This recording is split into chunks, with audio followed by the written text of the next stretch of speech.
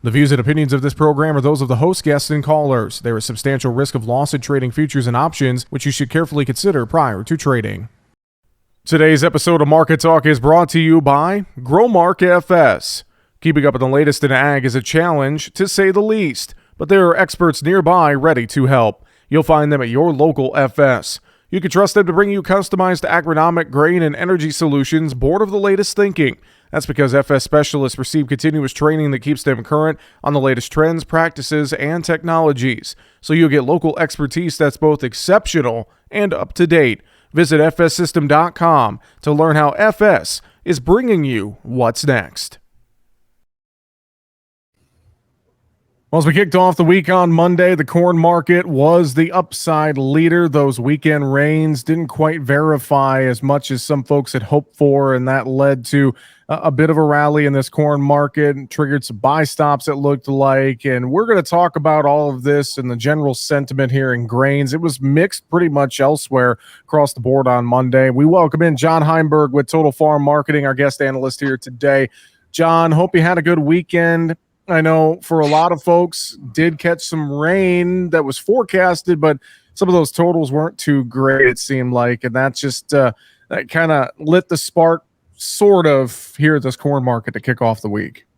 Yeah, that was the news. I mean, obviously, you're watching a dry pattern trying to break. It takes some time to do that. The weather models were accurate, at least in terms of some change in terms of the forecast and how things were looking. But unfortunately, the rains did materialize. And, you got to charge the atmosphere. It's so doggone dry out there. I hadn't seen dew on the grass and things like that, for a couple of weeks. And that's just a sign of the lack of moisture in the air. I did have a client tell me that today, though. It was the first morning I walked out and my feet got wet with the morning dew. So again, maybe some things are changing in that regard, but there's just a lot of variability in those forecasts. And obviously, everybody was hoping we'd see some good coverage and good totals, at least in terms of moisture. And we just didn't get them. Here we did pick up one of those showers, but a couple tenths is not going to help us. It helped for a day or two and things look a lot better because of it. But at the same time, we know we got a long way to go in this process. That's the reason we saw the short covering continue in today in the corn market, then take out a couple of those key barriers we needed to cross. We went up, challenged a 100-day moving average in the July. We took out that reversal high from the 5th on the December contract, and that brought some buyers in. Now we'll see what crop ratings give us here in a couple hours and, continue to watch those forecasts on a daily basis. Yeah, and thinking about those crop ratings, I'll pull up last week's drought monitor, and obviously we've seen drought expanding from essentially eastern Nebraska over through Iowa, Illinois, Indiana, Ohio, Pennsylvania, etc., parts of Wisconsin, Michigan. Thinking about just where the dryness is, I have to think, and I think the trade pretty much is assuming we're going to see lower crop ratings for corn and beans on Monday afternoon, John. And I have to think if we do see those lower crop ratings, to me, if they're lower than expected, that could give us some more strength possibly here, more short covering, especially in this corn market. I would have to think as we get into Tuesday. Yeah, it's a possibility. I would agree with you there. If we kind of stay in line with expectations, we may have already put that into the price today with the strength, especially going into the close. We kind of seem to bid up a little bit here today overall. So, we'll have to see what those numbers come in. Now, the biggest thing is when's USDA make the yield changes? If they come, you did hear one private analyst lower bushels today. And but again, the biggest concern still for me in this grain market, which is the wet blanket that we cannot forget about, is still where we are in the demand side of things here. I know everybody kind of beats the drum on that. We don't have any supplies anyway, so therefore we have lack of demand. But USDA's got a lot in the balance sheet for next year. And that's still the one part that we need to keep in front of us, is that we can lose a good handful of bushels per acre off those totals, make some easy demand adjustments based on the numbers they put out there. And that carryover number is still going to stay high. So, producers, make sure you're still staying proactive to targets and building put floors and things of that nature. If you're concerned about your crop, make sure you're using puts to protect value. Because all it takes is one good rainfall that did some coverage that maybe wasn't anticipated. And this market's got a lot of premium that can come out very, very quickly. So it's kind of a nerve-wracking time here. Again, I got all the reasons why this market shouldn't be rallying because of the demand and things of that nature. But again, weather still trumps all. And obviously, if the crop's not there, our crop is still continuing to struggle, this price will still find some support. Well, and thinking about some of those chart objectives you mentioned earlier in corn that we were able to get through on Monday, whether we're talking old crop, new crop, both kind of testing some levels there. You mentioned the 100-day in July corn and then breaking through some resistance there. And I look at 549 and a quarter at close on December corn. Pretty solid level. Do you think we're still maybe open up to the top side here in D's corn a little bit, John? What's maybe a new target level we might want to look at here, depending on obviously weather, rain coverage, etc. What are you thinking right now? Yeah, I was kind of like eyeballing that 560 area. We've got a 100-day moving average up there. It's something we haven't traded over realistically this entire year. Since the first of the year and the new crop corn contract. Plus, also, that's kind of where the trend line is. If you run the trend line off of last year's high through the December highs, it kind of comes through that window around 560. I thought that would be a pretty key spot. If we can get through the 100-day and we get through there on the weather and the momentum continues to push us, and then we kind of maybe flip the charts over a little bit, and then you're still talking about that insurance high and the February March highs around 590. But that's a heck of a rally off those lows. Again, there's still a lot of pieces of the puzzle here. Definitely an area that needs to be rewarded somehow in my mind. If you're light on sales, again, if you don't have the bushels, you're concerned about your crop, then make sure you got those puts in there. We still got a South American crop coming in, and I know people get tired of hearing about it, but when they're looking at prices that they're looking at on the spot market, their inability to store it, that bushel's got to hit the marketplace somewhere. And that's going to come out, and that's just going to undermine what's already a struggling demand tone, at least here in the short term. 2012, everybody talks about that as a reflection. Well, Brazil only had about 70 million tons of corn. This year, they're going to be at 130 million tons of corn. So they've got ample supplies. And that's just going to be one of those limiting factors, is the fact that, we can reduce yield, we can reduce crop size, but at the same time, they can make some demand adjustments and still keep that carryout number fairly high. So, just don't fall asleep on it. I'm just trying to be a realist. At the same time, I understand where the crop is, and talking to my producers, they're concerned, and I understand why. But if we don't see that, if some rain does materialize, very quickly, this market will probably come right back and then challenge some of these lower levels that we're leaving behind us here on this short covering rally. John, in the case of the soy complex, felt like the rally was capped a little bit there. Soybeans have more time when it comes to weather, getting rainfall, and then you had crude down almost 3% on the day Monday. I have to think that was kind of the double whammy there, keeping a lid on soybeans on the day Monday. Yeah, and throw in there again, too, where's the price globally in terms of beans? Yeah. We heard all last week, Brazilian premiums continue to tumble. They were down week over week, so their beans are, compared to U.S. beans on the marketplace, are significantly cheaper. So we narrowed that up a little bit with the July price action today. Bean oil was the move that really gave beans this rally. We put a low in about 2 weeks ago in that soybean oil market. We rallied about $7 to $9 based on what contract you're looking at. So we saw some profit taking consolidation off of that today, again, triggered by that weak crude oil market. Soybeans and crude are actually fairly correlated, in that regard. So beans kind of bucked the crude oil trend last week. So that's, again, some of the factors that laid on that July contract. November beans, like you said, maybe got a little bit more time. Obviously, they need their moisture too. But, the old saying is corn's made in July, beans are made in August.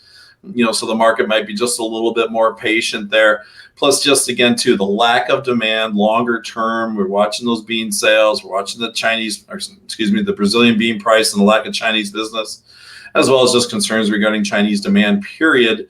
It just kind of makes it difficult for that market to really want to kick in unless we have something working on that front that's a little more friendly on top of the supply picture concerns.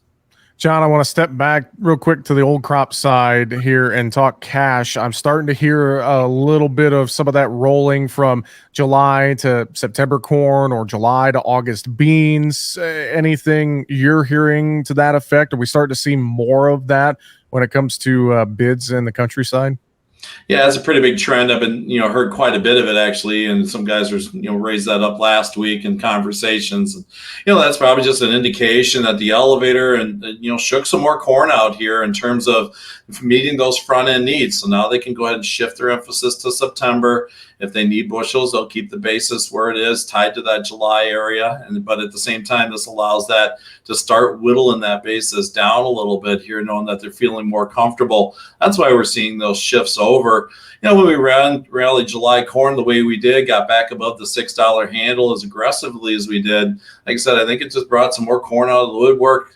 Plus, there's a lot of hedge to arrive contracts out there that may be having to get filled here by the end of the month. The elevator is going to count on those probably coming in, because I don't think you really want to roll them into an 80-cent deficit. So at that time frame, like I said, the elevator feeling comfortable, and they made those moves, which again is an indicator maybe where we are in the front end supplies, which again still a little cautious, and that's why July didn't participate in the rally as much as the other contract months did today for corn. John, real quick note in wheat. It just felt like wheat lacked a strong story on Monday. Not a lot of fresh news. We were fairly mixed. Felt like the wheat market just kind of doing wheat things. I always like to use that term, but that's kind of what it felt like on Monday. Yeah, wheat market can still be a bit of an anchor here, given those global prices. Again, we had some chatter from the UN today regarding, where the Soviets or Russia will be with the Ukrainian grain deal. So we'll see how that kind of plays out. I think the market's really very tired of it. But at the time that headline kind of came out, corn and wheat were fading, and it just kind of helped them pop back up again. And and then I think the afternoon weather models gave corn its final boost. So wheat continues to struggle. We're watching what's going on. Chatter that China may be in the market a little bit for some KC wheat or hard red winter wheat. We'll see if that rumor comes true or not. But again, just with Russian prices or global prices where they are, U.S. wheat is still not competitive, and that's just going to be a limit on rallies. And again, that's another one of those spillover factors that going back to that corn market that keeps you a little cautious. It's going to be real hard to run corn out hard if the wheat prices can't get some traction as well, just because of that shift that we could see in demand from corn to wheat in terms of the feed rations. We're having a conversation today with John Heinberg of Total Farm Marketing. John, let's move over to livestock. We saw a bit of speculative short covering, in lean hogs on Monday. Pretty solid day there. And what's your take on some of that short covering action we saw in the hog market? It's coming down to a little bit on the demand side. You got retail values. They were a little softer midday today, but we got carcasses back in the upper 80s now, so we're seeing a little bit of flow there. Index is trending higher. So again, and some of the numbers just aren't out there. Maybe that's starting to show up here. Plus, livestock markets like the V move. In other words, V bottoms, V tops. Hogs kind of did that. We do have the June contract coming off here on the 14th, so that's going to be something we got to watch. So maybe that's just moving some money around the day. But all of a sudden, you look at July, you look at where August is, and August being the leader here, maybe there's a bit of a gap we got to narrow up there.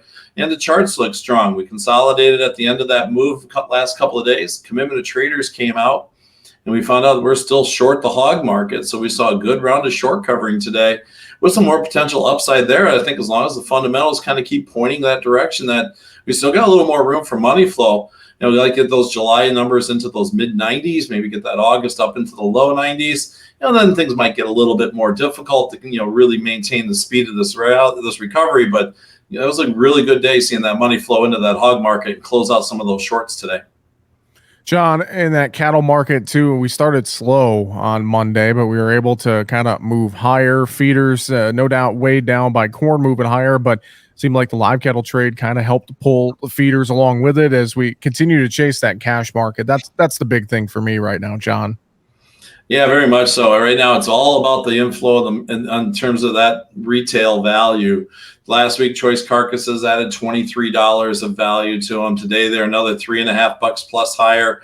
We're looking at values that's got some good, meat on the bone for the packer to keep these cash bids up. Just the hunt for high quality beef is out there, and it's just not available. And that's why we're seeing what we're seeing in terms of the cash price. Now, when does the retail sticker shock come into play? That's a concern point for me. But at this time frame, the optimism is still there. Cash prices will likely trend higher this week. And the market's still reflecting that when you got, basically last week, cash pushing the 190 handle in the north, and June still basically, $10, $12 underneath that before the day. You got August significantly under that. So that's where that premium came in. So as long as that trend's there, we'll still probably see some decent strength in this market. We do have a toppy signal, though. We did reverse this thing out last week. Now we're maybe go back and re-challenge that area a little bit. So that makes me a little cautious that if you haven't got some coverage in, maybe you may make sure you have something in with some put strategies on this bounce higher here. Because again, maybe the sign is here that the top could be in, but we may have to go re-challenge that and make sure that's a good high before we decide that this market needs to roll over completely. But boy, those retail values are strong, and it still looks like the consumer wants some beef yet. Just a little side story. I was in my local Sam's Club over the weekend, looked in the cooler. I know it was Sunday afternoon and all the weekend buy-in was gone, but that cooler was missing both pork and beef parts completely. I actually took a picture and sent it to my colleagues and was like, there's nothing in this cooler. That just tells you that there's still some solid demand and maybe just not the product to keep that cooler full. That is a great observation, good thoughts, and something to watch. I know, too, on top of everything, it is Fed week on Wall Street, so that's going to be another influence. We'll have to see what the Fed does here midweek. John, before we let you go, any final thoughts for us to wrap things up today? Stay active. Weather models can change quickly. Here's an opportunity. Don't be afraid to take some price advantage here. Make sure you're getting things covered if you've been waiting for that window. At the same time, obviously things can go higher.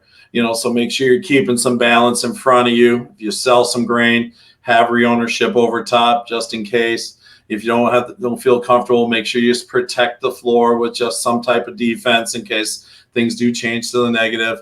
Like I said, it's going to be a volatile time here, and that's really going to be the key. A lot too can come down to what the Fed makes decisions on Wednesday this week. We get inflation data this week, so that's going to probably make Wednesday very, very choppy day in a lot of the outside markets. So we'll really have to kind of keep an eye on that and where that money wants to flow. John, if folks want some advice, want to reach out and talk markets with you there at Total Farm Marketing, what's the best way to reach you? Sure, I'd love to chat with them anytime. Give me a call, 800-334-9779. Shoot me an email at jonh@totalfarmmarketing.com. And again, don't forget the website of ours, totalfarmmarketing.com. A lot of great information. Feel free to stop out. Love to have a conversation with you, see if there's anything I can help you with. And we appreciate the time as always. Have a great week, my friend. John Heinberg with Total Farm Marketing. Take care. And I know no markets next Monday, so we'll talk to you in 2 weeks. Thanks so much. Sounds good. We'll see you in a couple of weeks. And that's going to do it for Market Talk today. Find us online, markettalkag.com. I'm Jesse Allen. Have a great afternoon.